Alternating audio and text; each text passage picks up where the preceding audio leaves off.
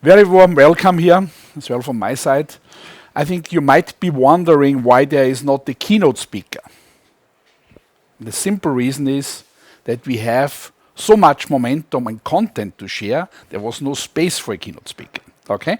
So listen carefully, maybe what we will share with you today, because as well comparing the environment, comparing the general situation of the economy, not only in Austria, but as well in Europe, I think there's a lot we can tell you, and there's a lot of momentum inside.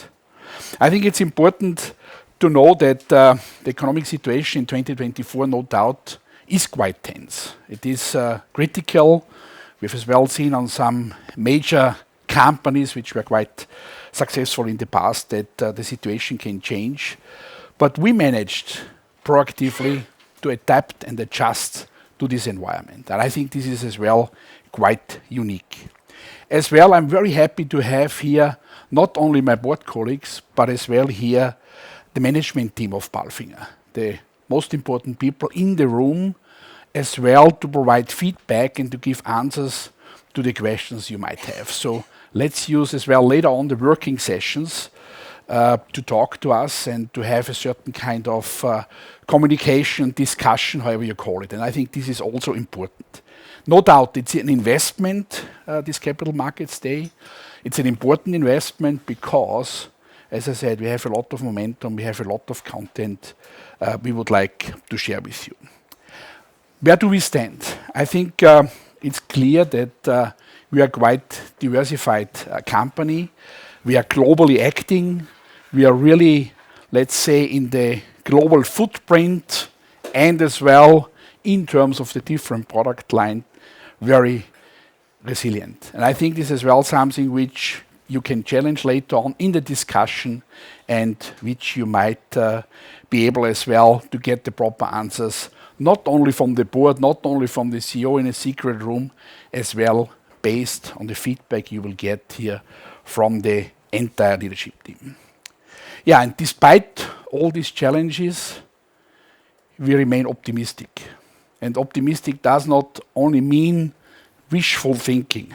I think some other colleagues in the industry had a bit more wishful thinking that the market would come back, certain things would happen, counting on the political environment. No, we are in the driver's seat. We drive the way forward. We are capable to drive our success.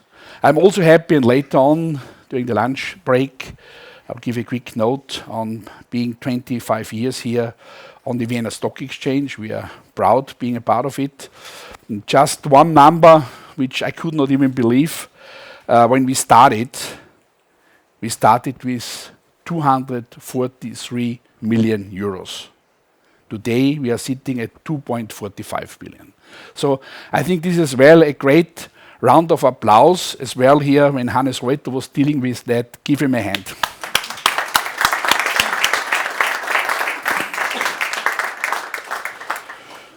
And as well, we want to be transparent. Transparent in terms of content we can share, the momentum I was talking about. And as I said, in a minute we will have 4 different parts of presentation that you will have a chance to understand where do we sit, what's the plan for the future. And in the breakout sessions, then we will have as well the opportunity to take your questions. So once again, welcome. Welcome here to the PALFINGER's Capital Markets Day. I think it's also important to get to know each other. I think most of you know myself, but as well my board colleagues. And let's share now what are the key factors of our way forward. Thank you.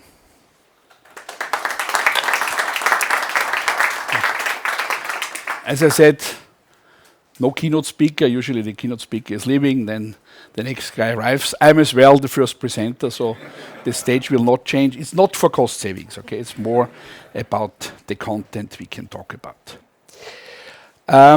Resilience.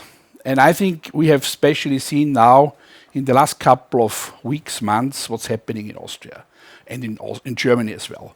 So quite strong companies which had one business model suddenly got a serious problem. And this is exactly the difference we can here provide, we can here show as PALFINGER this resilience that we are having 65% diverse customer segments. This is, hope you can read it here, forestry. This is the rental business. This is the waste management, recycling. And only 35% is coming out of construction-related activities.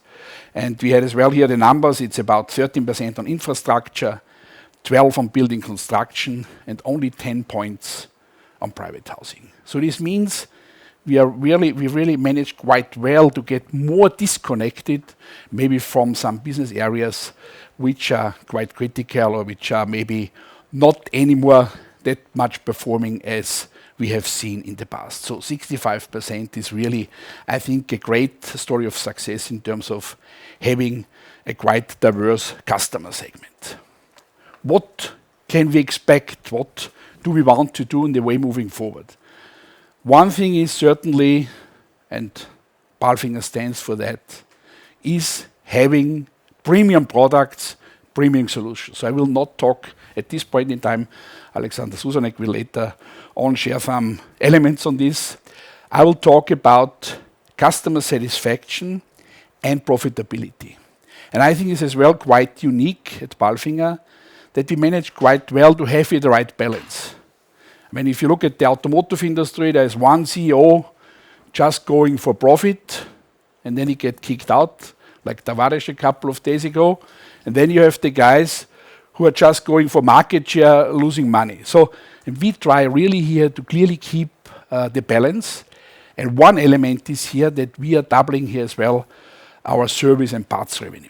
So we are having in future even more professional dealer network where we can really expect a further growth of our service business, of our parts revenue. I think it's also something quite important to keep this not only for customer satisfaction, but as well for profitability. What does this mean now in terms of the overall PALFINGER global service strategy? It's very important that we keep our products with the maximum uptime. And this is something which is related to service, which is related how we treat our customers, that we have trained and certified network. Yes, we are applying already automotive standards, commercial vehicle standards in our network, because our products are getting more sophisticated, are getting, let's say, more technical in terms of digitalization. Then as well for our customers to have a unique digital customer journey. So from the day one, when they ask for information, until they sign the contract, to have a unique experience. The standardized tools and services, as well here, modularity, saving costs, all these are elements which are quite important to us. And last but not least, as well, to have a professional business model. Our customers are not anymore expecting products, they expect a solution. And this solution comes out of PALFINGER, and we will hear more later on it. We are as well investing in this, and this is also something which we did not only start yesterday, this is already 3 years ago, and just to name a couple of these. So we invested in the proper service and sales hubs. Munich area, which is quite important. It's one of the strongest economies we can still find even in Germany. Yeah? Madrid, here as well, something when you look into the marketplaces which are quite performing well. We're talking about Portugal, Spain, Italy. Nobody would have believed this, but luckily the strategy PALFINGER which we implemented had a certain focus on that. And as well in terms of partner scouting, succession planning, coming with new product lines, the AWB, the truck-mounted forklift. And last but not least, and you will see it in a minute, as well in terms of our network expansion, especially in North America/United States.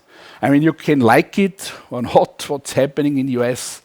It's a challenge for us, it's a challenge for Europe, but I think it's as well an opportunity to further grow and to show our capabilities, not just leaning back and waiting that somebody is solving and fixing our issues. Talking about North America, and I think this is also important from a European perspective to understand what does it mean. Here clearly the focus is US, United States already became the single largest market for PALFINGER. We are here now ready to implement the new spare parts hub. So we will have a strong center where all our customers will be supplied in terms of spare parts and services. We have further increased the number of service locations as well. Very important to be close to our customers, not just a third party. And all this in a US context. So there we feel as a US company. And this is also quite important for the Europeans in the room to be better understood that this is not something we have to fight against. Let's use this momentum. And PALFINGER is a solid US-based company. We're having over 150 mobile service vehicles as well, coming closer to our customers, making sure that we are really having a proper uptime. The key takeaways, and I think this is also important, and sorry that we had so many elements to share with you, so many thoughts out of this momentum. I think it's very important that we really can count on the resilience through the industry diversity on PALFINGER. I think this is quite unique, and you have seen before how it's related to businesses. You have seen how it's related to regions. As well, further boosting our customer satisfaction and profitability. Customers are willing to pay for this premium.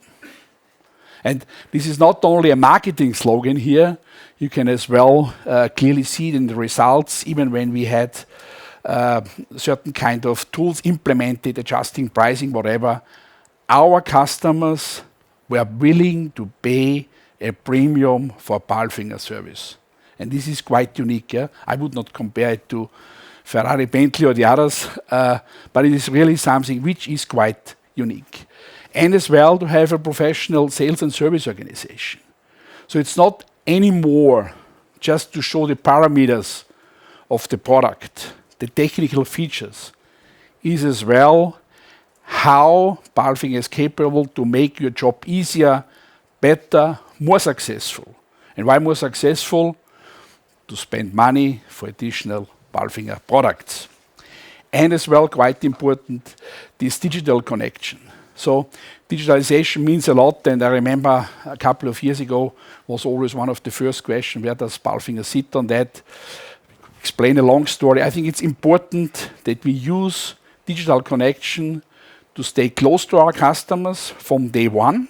So when they ask for an offer until they are operating the machine. So really to make sure that they can get the maximum out of it.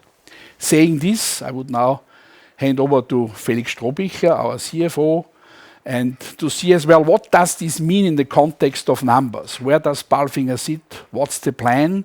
And then as well underlying from the HR perspective, from a product perspective, operational perspective, to see where PALFINGER is heading to.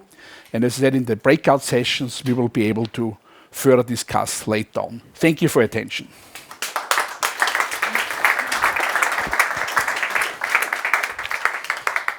Thank you, Andreas. Good morning, ladies and gentlemen. Andreas Klauser talked about resilience due to our customer segmentation, to our diversity of customer base, and I would like to add another dimension to this resilience, and on top I also would like to talk about our potentials, and of course those potentials translate into financial targets, and I will also focus quite a bit on our financial targets regarding our balance sheet. This slide is no surprise to you. These are the numbers of the third quarter. You see on the bottom of the slide our guidance for 2024, which says that we expect a revenue of about 5% lower than in the record year 2023, and we expect an EBIT which is slightly above 10% lower than in the record year 2023. So this is no surprise, and also the numbers of Q3 are well known to you. But still, I think there is some surprise in there, and I will come to this now. So looking at the revenue number, you see a decrease of -3%. Looking at the EBIT, it's -3.8%, and consolidated net result is actually more or less the same. So doesn't seem like a change. It's more or less a solid, continuous performance despite of a very challenging environment, especially in Europe. However, if you look into the detail, I can show you that the content of those numbers has dramatically changed compared to the previous year. a lot of numbers, but the slide is quite easy. So what we do here, we compare the external sales of the 3 quarters of 2023 to the sales of the first 3 quarters 2024. First chart. The second chart is we make an EBIT bridge comparing the EBIT of the previous year to the EBIT of the first 3 quarters of this year. Starting with the revenue, you can see that in Europe we have reduced our revenue by 122 million compared to the first 3 quarters last year. But this was more or less almost fully compensated, or to a large extent compensated, by growth in North America, 28 million of revenue in 3 quarters, and Marine even 42 million of increase in revenue. So in the end, the decrease was only around 3%. And of course, more important than the revenue is the EBIT line. If you now look at the EBIT line, you can see 51 million out of 165 million last year. We had a decrease due to the weakness of Europe, but we could almost fully compensate due to the fact that North America contributed 14 million of EBIT more in 2024 than in 2023 in the 3 quarters. Marine contributed even 26 million more in 3 quarters, and the restructuring of tail lifts added another 10 million compared to the previous year. So we have worked now for several years on really strengthening other regions outside of EMEA, working very hard to push the business in North America, restructuring, pushing Marine, restructuring tail lifts and other attempts we did in the last years. And here you can clearly see that in a year with a lot of difficult circumstances in Europe, this has really paid off. This strategy has worked out, and this underlines the resilience of PALFINGER, not just because of customer diversity, but also due to the regional split we have today. The next aspect I would focus on is our cash flow target. You know, we have been a little bit under pressure in the past 2-3 years due to the fact that we have built up substantial inventories and working capital, and we have a clear target to get to a free cash flow of higher than 100 million every year. Of course, not talking about some special years, but on average we should always have more than 100 million so that we can pay dividends, that we can pay the interest, and still also can pay back some financial debt. In the past, up to 2019, we had around 5% of capex ratio. In 2020, in the COVID times, in the first place, we really stepped on the brake and we were very careful to spend money. In the second half year, when the turnaround really hit PALFINGER as one of the first companies, we couldn't spend the money because there was a supply bottleneck. And then we had 3 years of heavy investments and high capex ratios. The peak was in 2023 when we spent 174 million of net investments, and this was a ratio of 7%. In 2024, we expect around 6%, 6.3%. And what is happening now in the coming years, we will constantly decrease this capex ratio. So we will see this year a capex ratio below this year. Next year, actually, I'm already in 2025 when I'm talking about now. So next year, we will see a capex ratio of below 6%, and also in the next 3 years until 2028, we will be around 5 to 6% of capex ratio. So capex compared to net sales. And after 2028, we will be able to reach a level of below 5%. So why not immediately 5%? Because we still have out of our investment program a few major milestones which need to be achieved to really get to the full potential of PALFINGER. First of all, we are investing around 70 million in an extension of our plant in Maribor in Slovenia. And this is mainly a painting facility which will clearly give us a huge cost advantage compared to our today's setup, and which will be a starting point for a lot of improvements in our operation setup. A second very important investment will be a new assembly plant in India. We have already started the project. We will take the decision next year where to do so, and this will not only allow us to address the potential of the very important growing Indian market, but will also give us the possibility to export highly competitive products out of India into APAC, Middle East, and Africa. And last but not least, we continue to invest in our sales and service footprint, especially also in North America. Andreas Klauser has mentioned it. Of course, these investments still require some higher capex ratio, but the target is clearly to constantly reduce from now on. And as of 2029, we see that we have done all the major investments. We have invested a lot, which also means that we don't need to replace those investments in the short term. So clearly, we see here a major boost for our free cash flow, because you just take the difference between 174, 145. This is 30 million of improvement in free cash flow just from this one impact. Another aspect, of course, free cash flow is directly linked to financial debt. And in the third quarter, we had a relatively high net financial debt of 750 million. And you know the reasons, mainly coming also from inventories. But this also means we have a huge potential to bring down net financial debt. And here we say targeted NFD level. I could add end of 2026 because I believe all of this is possible within the next 24 months. First of all, we have around 150 million of excess stock. And this excess stock we can reduce within the next 1.5 years at the latest. And this gives us already a reduction of 150 million in our net financial debt. Then we still have quite some non-core assets. We have several premises, buildings we don't need anymore due to consolidation. We have some smaller businesses. We are at the moment also divesting a small business. We do not always communicate on this, but out of all those measures, we expect easily free cash of more than 30 million. So just taking those two topics, we end up at the level of net financial debt below 600 million, and then we still have our treasury shares on our books around 7.5%. And at the proper share price, this accounts for more than 90 million. And of course, we would never sell those shares at an unreasonable price. So this could help us to reduce by another 90 million, which means that our targeted net financial debt level within the next 2 years is below 500 million. Perhaps not what all our bank partners also here in the room like to hear, but I think for investors, this is very good news. This will help us to bring down the interest cost. This will clearly stabilize even more our very strong balance sheet. And last but not least, I would like to talk about our financial targets. We set ambitious financial targets for 2027, 10% EBIT margin. We are clearly committed to reach this EBIT margin of 10%, despite of the fact that we are taking down a little bit the revenue expectation. We talked about 3 billion for 2027, always also mentioning that, of course, the longer the crisis takes and the longer the weakness of especially the European market takes, the more ambitious this would get. But still, we believe 2.7 billion are possible, but more importantly, still a 10% EBIT margin, and we will increase our ROCE target to more than 12%. So more than 12% looks perhaps a little bit awkward, but to say 13%, it's an ugly figure. But clearly more than 12% is our target.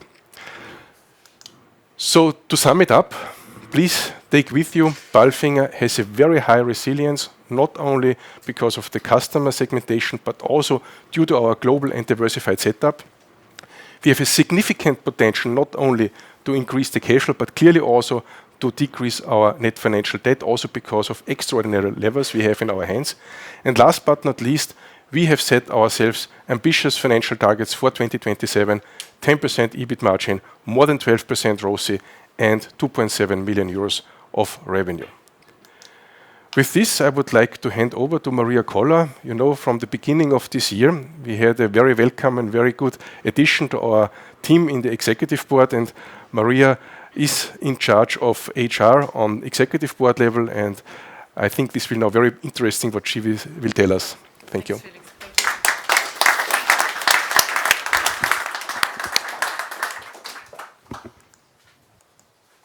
Sorry, can you put that back, please? Thanks for the very warm welcome. My colleagues talked a lot about resilience, and resilience doesn't come by itself. It's actually pretty hard work, and well, thank you for that. And I'm happy to share with you how we do that. Because as an organization, we always have to transform ourselves. It doesn't come naturally. And to have HR on the board level, that's actually a pretty strategic advantage compared to our peer groups. They don't have that. And transformation is always something, you have to steer top down, and you don't do that naturally, so we have to manage that. And we've done this continuously without disruption. That's what I want to share with you. So we started this transformation with ourselves, with the HR organization. What have we done? We are investing in a department which is called People Development and Culture. They will drive strategically cultural programs which we need to develop ourselves further. We also have implemented HR business partner organization on a global scale. So every global leader with us has a partner who is helping them to transform the efficiency of the organization. What does that mean, organizational efficiency? We make sure that we don't have too many layers in the organization, and we also make sure that the span of control is where the peak of performance has to be. In addition, we have implemented regionally shared service center hubs to provide HR administration service, not on a plant level, but on a country and regional level. And we also have implemented regional recruiting hubs to have access on a very professional level and in time to talents where we need, when we have to scale up. We have consciously decided not to go to a big shared service center. We have decided to be closer to the market and have regional ones implemented. That's all. What's also helping us is we have 2 small but very efficient global center of expertise, compensation benefits. We have to make sure that we pay very competitive on the market. And with our HR analytics department, we ensure that we work with our headcount and HR data, which helps us to do better decisions. And the foundation for that is that we digitalize all our HR processes. So what we managed, actually, we have both. We have a very global strategic HR organization, but we balance it with regional hubs and are close to the market where it's needed. And actually, one great highlight, which I want to share with you, is how we've done with our workforce management this year. As you heard from Felix, we had some challenges this year, and we had to reduce our workforce. We had plans where we had an overlay between 16 and 26%. So when you ask me now, oh, did they reduce the headcount by 16 to 26%? The answer is no.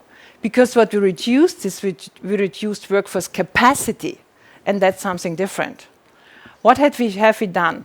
We have put a couple of measures in place, like reducing our overtime accounts globally, reducing our vacation accounts, moving back from 5 days to 4 days, partly financed by ourselves and partly financed by local governments where the country is supporting us.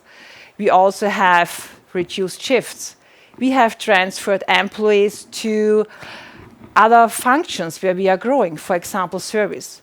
We also use smartly our training centers for apprentices to cross-skill our workforce.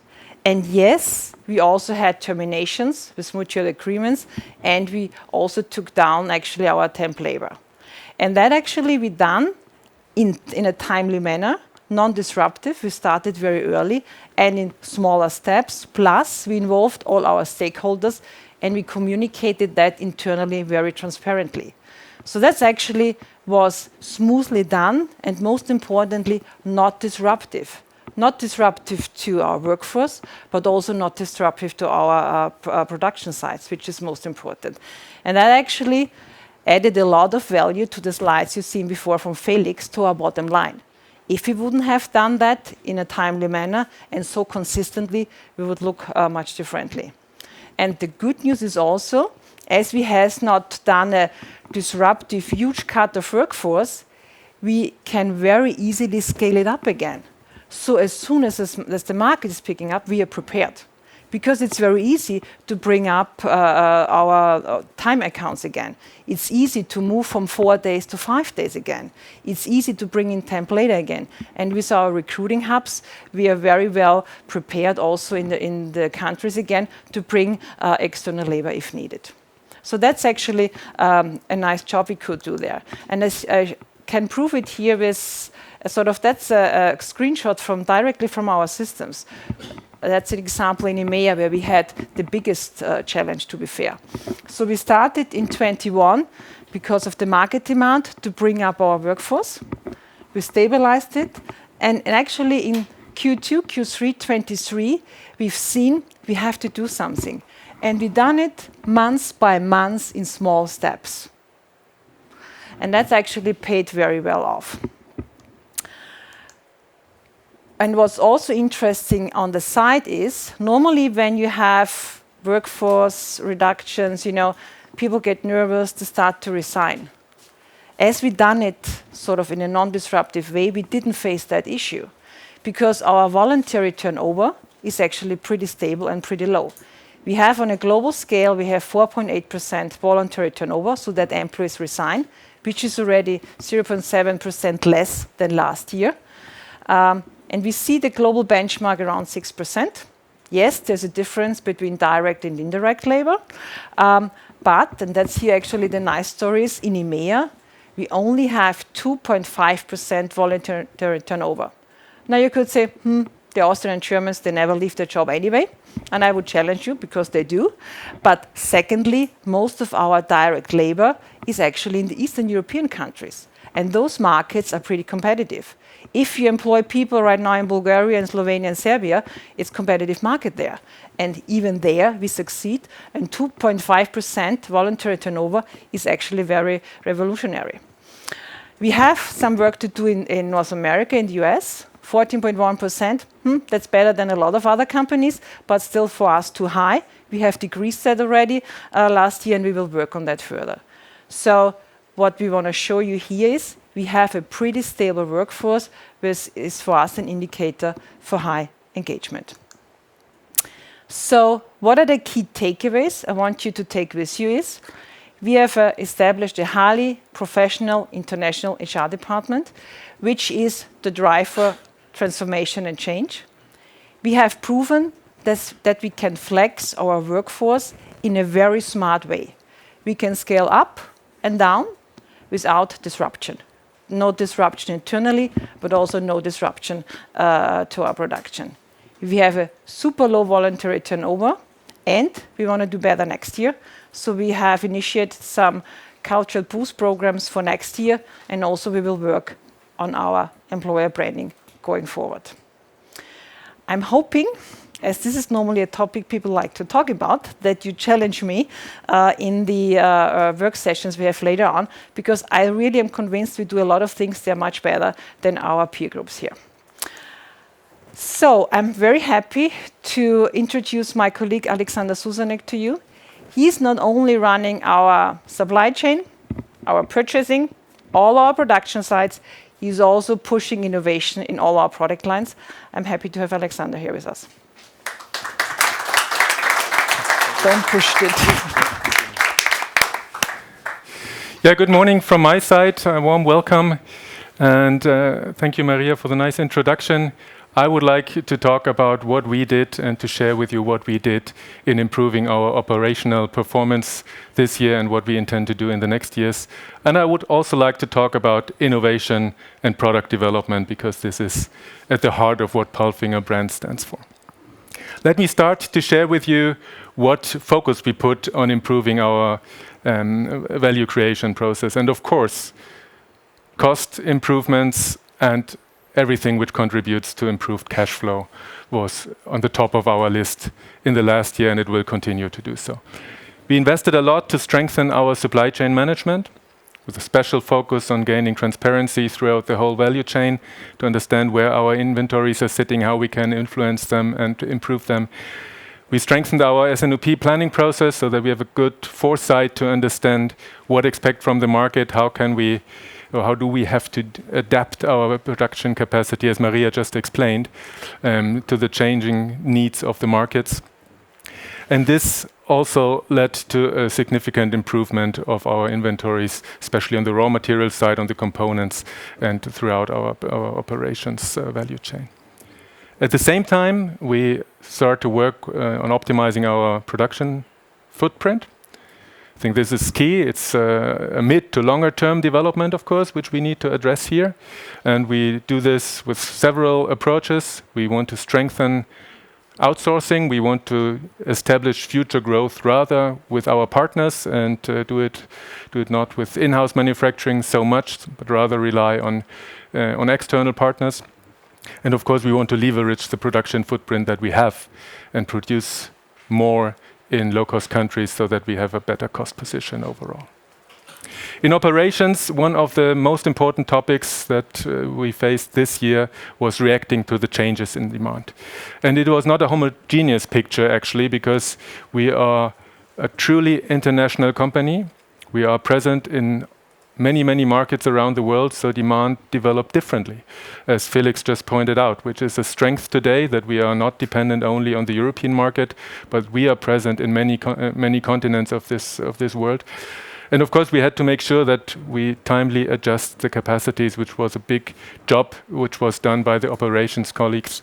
And we really got an excellent support from the HR team and Maria's team to make this ramp up in a timely base, to react quickly and not to run into overcapacities and the costs which come along with it.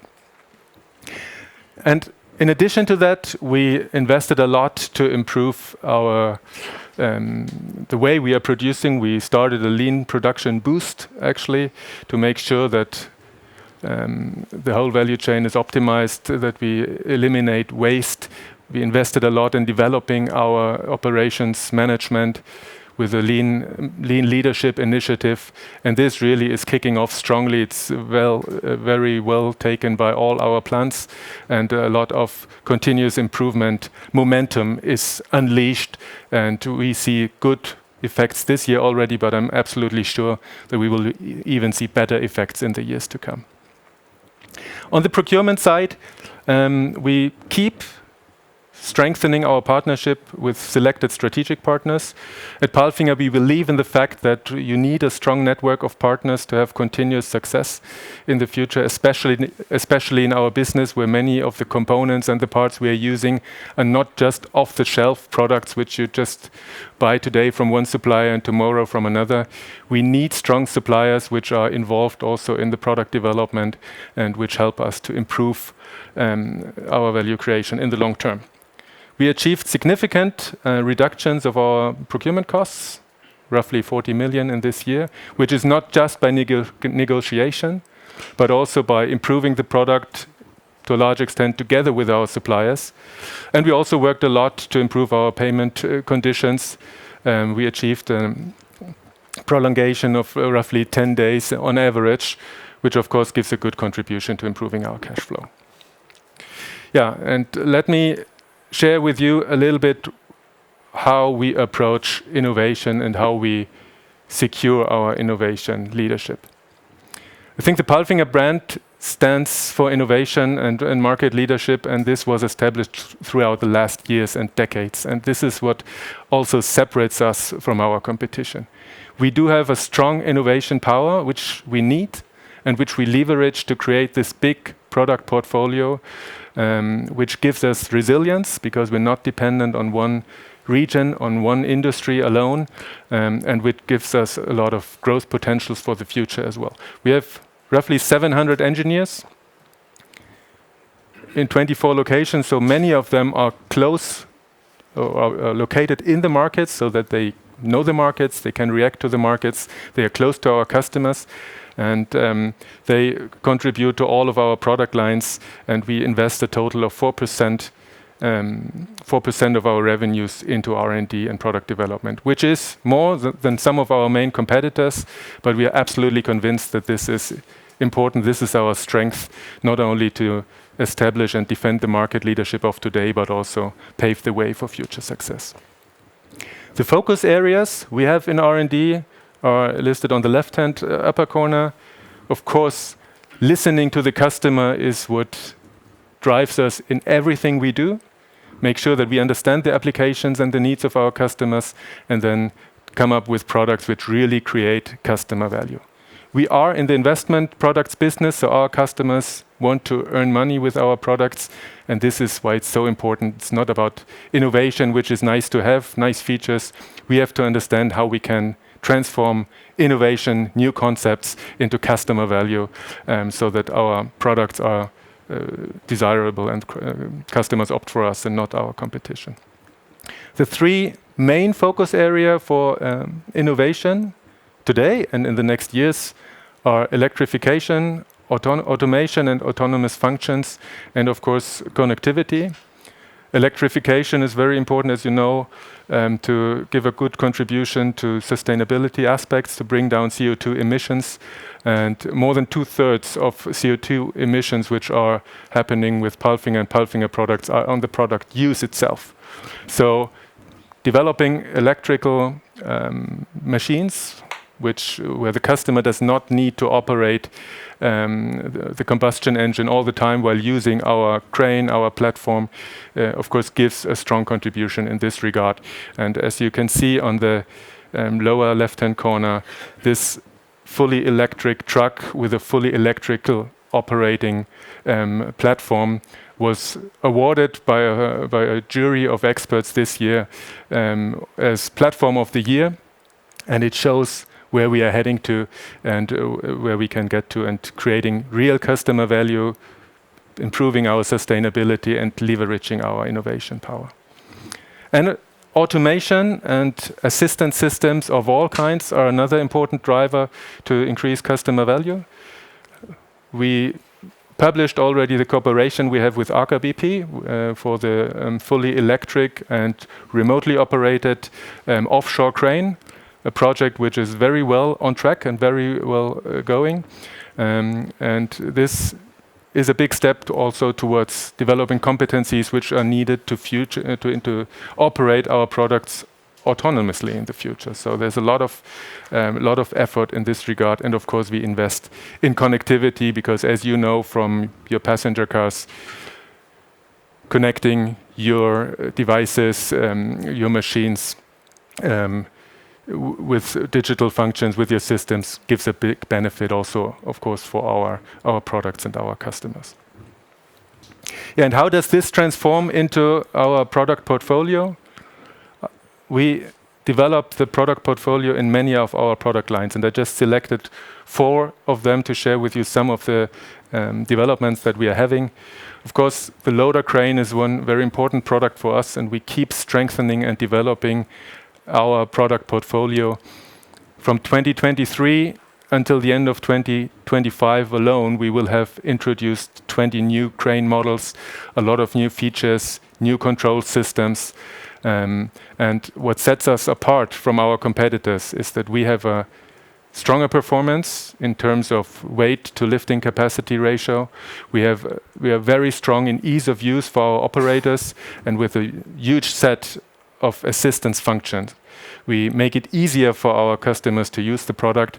You know that lack of employees, of qualified operators is an increasing challenge for many of our customers, and the easier it becomes to use our products, the easier it becomes to get trained on our products, the better it is, and that's what we're heavily working on. In the platform business, we presented recently just 2 new models on the Platformer Days on the IAA trade show. We will strengthen our current portfolio with new models in the US, but also in Europe, and we are absolutely committed to make this an even more important product line for PALFINGER. We see a lot of growth potential there, and we will come up with the right products in the next year and in the time after. Yeah, and then one product with a truck-mounted forklift, one product line which is one of our favorites, and we are very proud of what we can present here because we have completely set up a new product line developed from scratch, and we now have a very strong portfolio in the North American market with a center seat and a side seat product. Many features which really are much easier regarding safety, comfort, ease of use for our customers. And we come up with a strong product portfolio for EMEA currently as well. We receive a tremendous positive feedback from the market, and we are very proud and very optimistic that we are more than ready to attack the competition in this product line, and I'm sure we will see a lot of good results in the next years. And another success story is our marine business. We worked hard in the last years and can tell you now that we managed to successfully do the turnaround of our marine business. It's, as Felix just pointed out, one important pillar which helped us to keep this strong performance that we showed in the year to date until now. And we managed to do the transformation and the turnaround successfully, bringing it back to a double-digit EBIT situation with a huge product portfolio behind. From cranes for offshore platform for fishery to offshore wind cranes, fields which will see a big big growth in the future, but also very innovative products like our offshore passenger transfer system, which will be launched next year, a system where we leverage our experience and our technology from the platforms to safely transport people from boats in a rough sea to a platform with this fixed and does not move like the boat does. You can imagine that this is a big safety questions. Many customers are requesting systems like this, and we are very proud to have this in development and bring this to the market in the next years. And I'm absolutely convinced that marine business has a strong growth potential. We improved a lot on the business side as well, and we have a strong product portfolio to even grow this significantly in the future. Yeah, let me close and let me summarize in the operational performance. Obviously, we put a strong focus on cost improvements, on improving the cash flow situation in the value chain. This is always important, but in times like this, where demand is reducing, it's even more important. What sets us apart from our competitors is our innovation power. That's what PALFINGER brand stands for. That's what makes us strong. And this is not only helping us to come up with a broad product portfolio, but also to secure our market leadership and pave the way for future growth. And I can tell you, and I hope you take this with you, the product pipeline is full. There's much more to come for the next years, and this will help us to continue the way of being resilient, being diverse, but being also ready for growth. With this, I'd like to hand over to Andreas for the closing remarks. Thank you very much, and I'm looking forward to the joint discussions.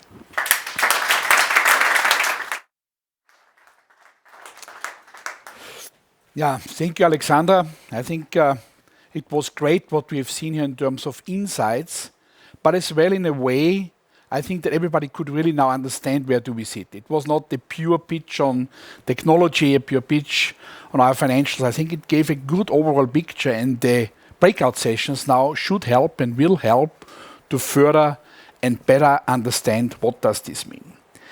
I think therefore we need to give my colleagues, Felix, Maria and Alexandra, a big round of applause. And as I said, you can challenge them later on in the breakout sessions. So what does this mean somehow as a conclusion at this point in time, before we are getting to the breakout session? I think it's very important what we have learned and seen today is the resilience PALFINGER has in terms of different businesses, in terms of the product lines we are offering, but as well in terms of how we are successful already in the different regions. And this will drive further success. So I think as a key takeaway as well, we can really clearly see here and say that we see a huge opportunity, a huge potential for PALFINGER to further grow. This is not the end of the story. There's another starting point. You have seen after COVID what happened now, all the other elements we have seen, the political situation, economical situation. And I have also one request to you, because I think it should help you to better understand where PALFINGER is sitting, how we are positioned, and as well to help us to transfer this in a greater share value and to make sure that this is also seen in the outside world. And here we are fully counting you as our multiplicators, our colleagues, friends, supporters. And as I said, if you have further questions, use the breakout session to challenge us and to get a better understanding. Thank you for your attention.